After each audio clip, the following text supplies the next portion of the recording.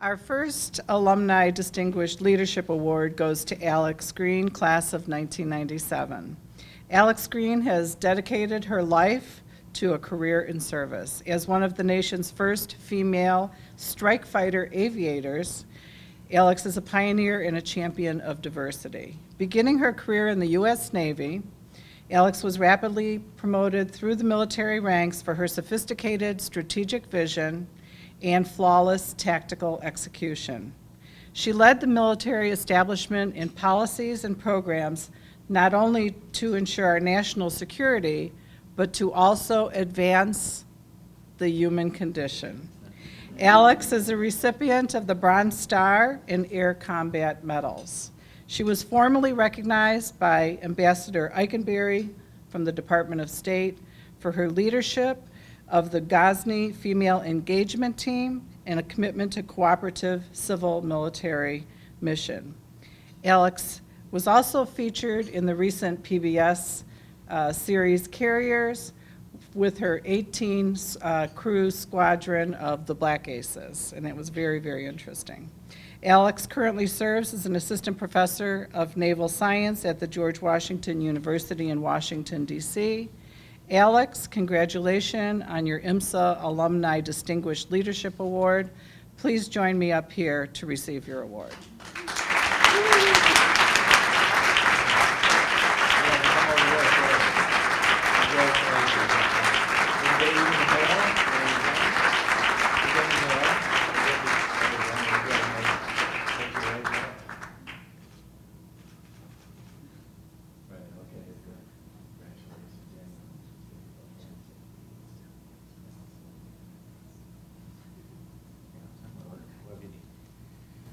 Thank you. I'm honored to be here. I'm humbled by this award. And just want to start off, I want to say thanks to everybody. We have so many distinguished folks in the audience. I won't repeat them all, but I want to say, take a moment and remember my classmate, George Nedick, who passed away this past week, and extend my condolences to his family.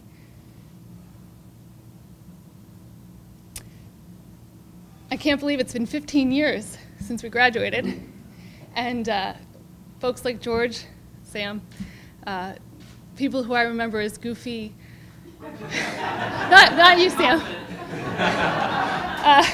goofy teens in braces and backpacks are now professional.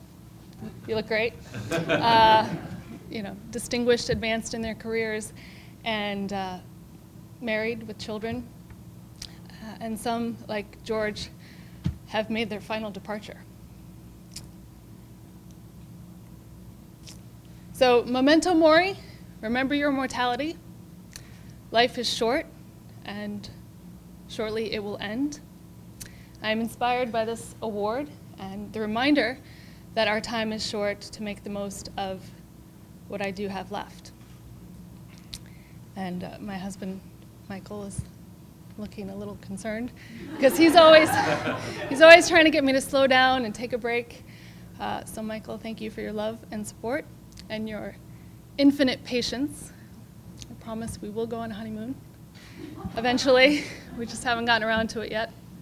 But I want to also thank the faculty and staff of IMSA and the leadership, of course, past and present. I am indebted to you all.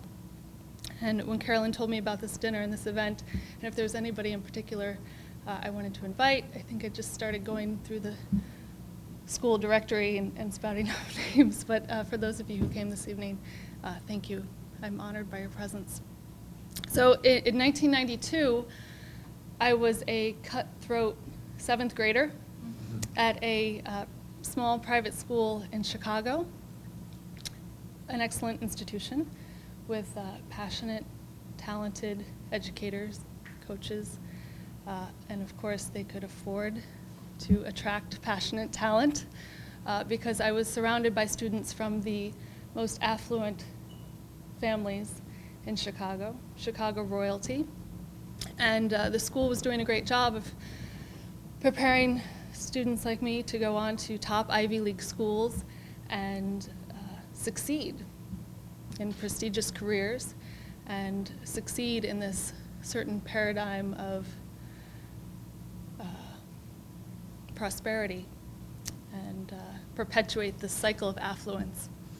And I was on this trajectory, earning straight A's, studying languages, going to etiquette classes on the weekends, an honor student, successful, when I heard about a summer science exploration program at IMSA, a 2-week camp, and I thought, what a great resume builder. As if a 7th grader needs a resume, right? But I was worried about it, so I signed up. Folks drove me out, dropped me off, drove away, and immediately I got really homesick.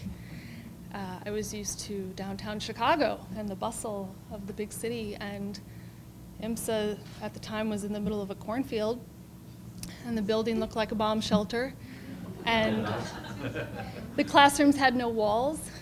I thought they forgot to finish it. But I was determined to stick it out because I needed this resume bullet, and I was going to be the #1 summer science exploration winner, even though I didn't know that we weren't being ranked and there wasn't going to be a grade at the end.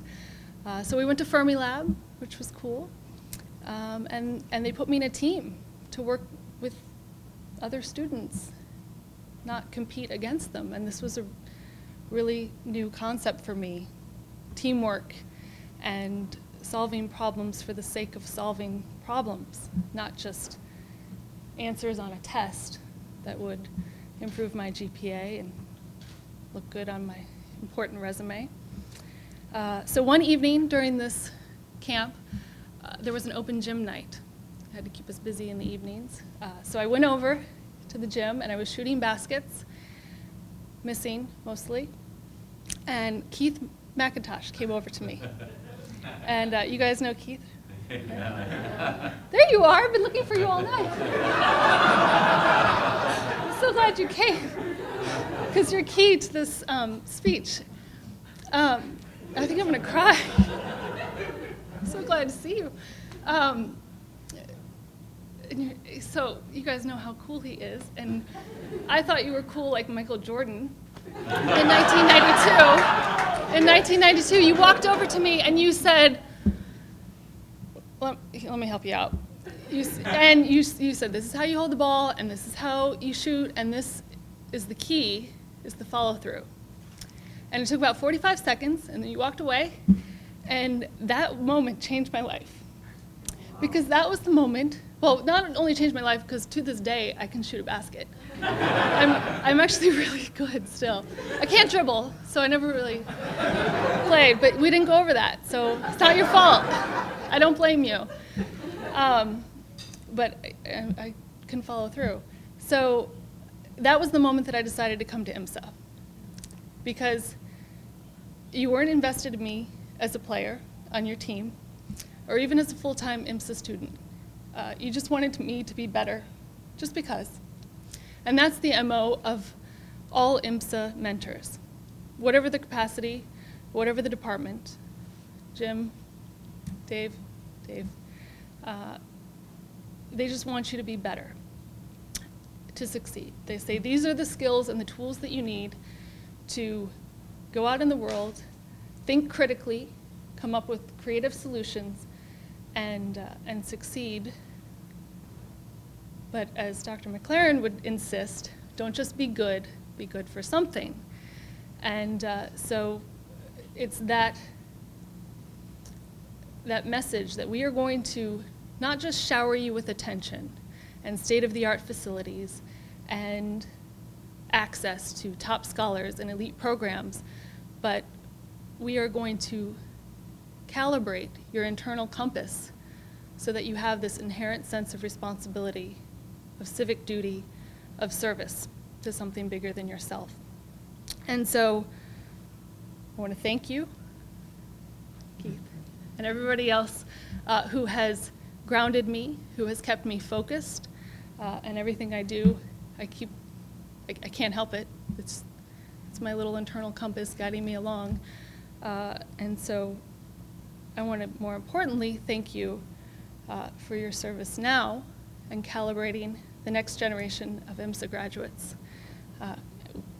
We need you guys to get to work. So, thank you. Thank you, Ed.